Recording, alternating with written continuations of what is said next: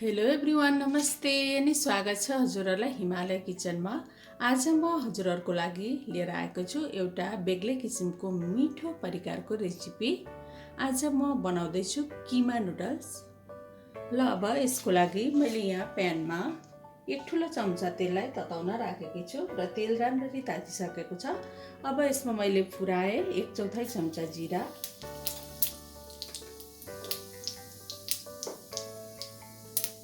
र मैले यहाँ फुराए एउटा सानो प्याज मसिनो गरेर काटेको।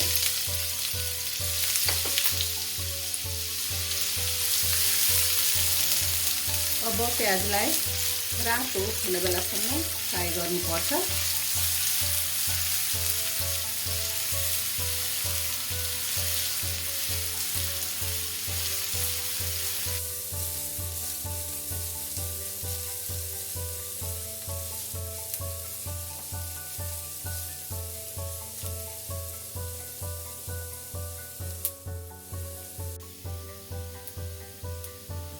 र प्याज यतिको भएपछि अब मैले यसमा राखेँ एक ठुलो चम्चा लसुन र अदुवाको पेस्ट।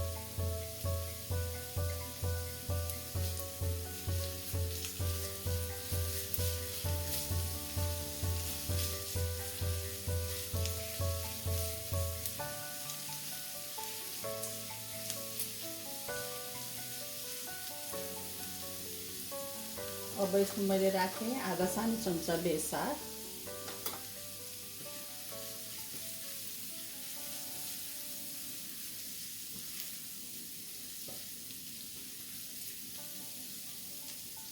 र मैले यहाँ राखेँ 300 ग्राम जति किमा गरिएको चिकन।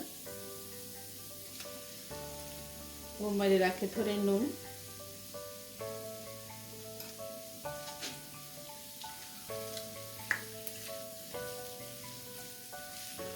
अब यसलाई चाहिँ यसो गर्दै गर्दै 4-5 मिनट जति यतिकै चलाउँदै फ्राई गर्नुपर्छ।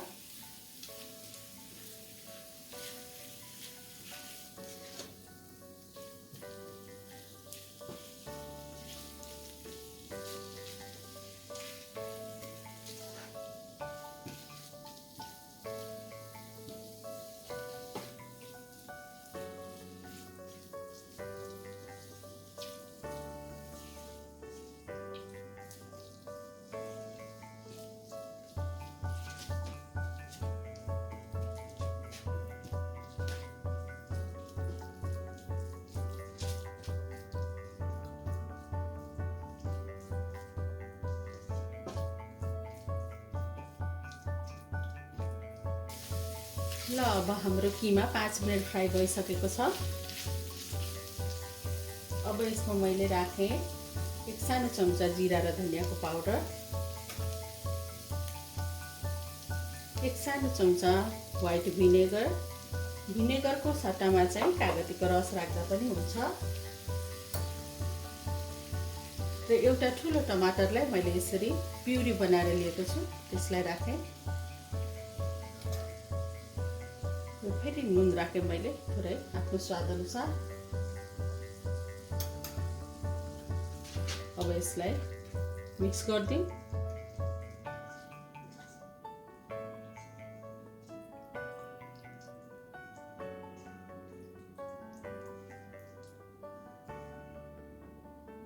र यसमा मैले राखेँ आधा कप जति पानी।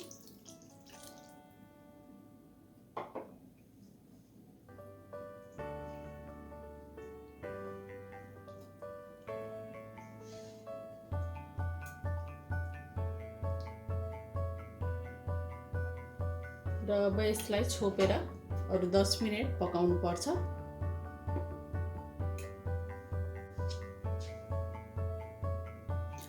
र हाम्रो किमा पाक्दै गर्दा म यहाँ लागे अब चिल्ली सस बनाउनुतिर। मैले यहाँ प्यानमा 2 ठुलो चम्चा तेललाई तताउन राखिसकेकी छु र यसमा मैले राखेँ एक ठुलो चम्चा रेड चिली फ्लेक्स। आफूलाई कतिको पिरो खान मन पर्छ त्यो अनुसारले यो सस बनाउन सक्नुहुन्छ हजुरहरूले। थोरै नुन राखेँ मैले अब यसमा।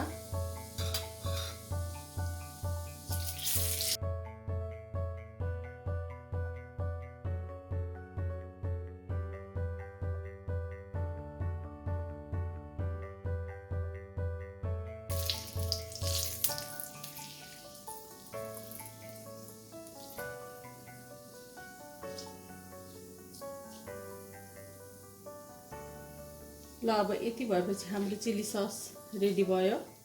यसलाई म अब अर्को बलमा सार्छु।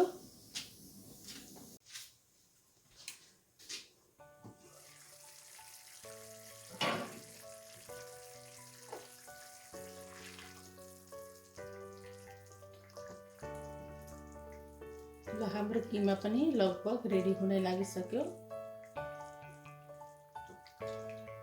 अब यसलाई म 1-2 मिनेट जति यतिकै नछोपिकन पकाउँदैछु।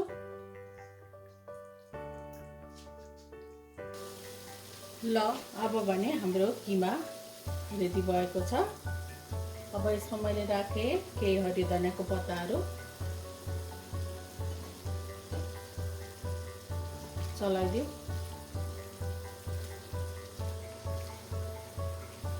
यदि हजुरहरूले चाहनुहुन्छ भने यसरी किमामा पनि खुर्सानी राखेर यसलाई अलिकति स्पाइसी बनाउन सक्नुहुन्छ।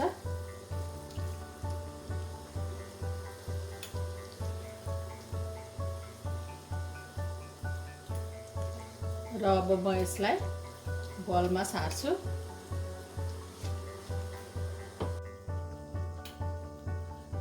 ल अब मैले नुडल्स उमाल्नको लागि यहाँ पानी बसाइसकेकी छु र पानी उम्ली पनि सकेको छ। र यसमा मैले राखेँ 300 ग्राम नुडल्स।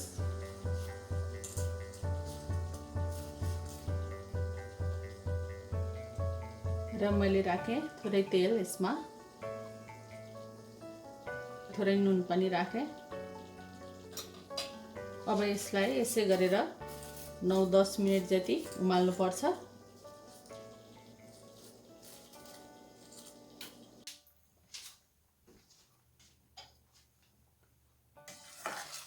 ल अब हाम्रो नुडल्स पनि लगभग पाकिसक्यो र यसमा मैले राखेँ 1 मुठी जति यो पालक साग। यसमा चाहिँ गाजर, केराउहरू आफूलाई के राख्न मनपर्छ या अरू कुनै साग राख्न मनपर्छ भने आफूलाई जे मन लाग्छ त्यो राख्दा हुन्छ। अब यसरी पालक राखेपछि 1 मिनेट जति यसलाई यतिकै पाक्न दिऊ।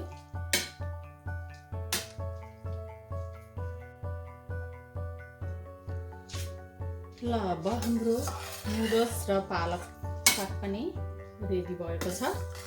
अब यसलाई पनि म अर्को बलमा सार्छु।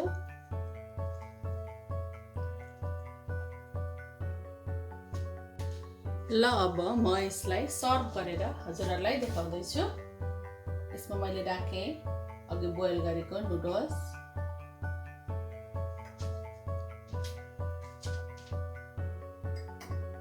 र यसमा मैले राखेँ माथिबाट सोया सस। अब यसमा म राख्दैछु अघि मैले बनाएको चिली सस। आफूलाई कतिको पिरो मनपर्छ त्यही अनुसार यो चिली सस राख्न सकिन्छ। यदि पिरो नखाने हुँदा यो सस नराखी पनि यसलाई सर्भ गर्न सकिन्छ। र यसमा मैले राखेँ अहिले मैले बनाएको किमा। ल अब खानको लागि रेडी भएको छ हाम्रो किमा नुडल्स। यो एकदमै मिठो पनि हुन्छ, हेल्दी पनि हुन्छ। हजुरहरू पनि यसै गरी किमा नुडल्स बनाएर अवश्य पनि इन्जोय गर्नुहोला। हस् त, यो रेसिपी हजुरहरूलाई राम्रो लाग्यो भने हाम्रो भिडियोलाई लाइक, कमेन्ट, सेयर गरिदिनु होला। यस्तै रेसिपीहरूको लागि हाम्रो च्यानललाई सब्स्क्राइब पनि गरिदिनु होला। सब्स्क्राइब गरिसकेपछि नजिकै रहेको नोटिफिकेसन बेललाई पनि अवश्य पनि क्लिक गरिदिनु होला। फेरि पनि यस्तै मिठो परिकारको रेसिपी लिएर आउने नै छु।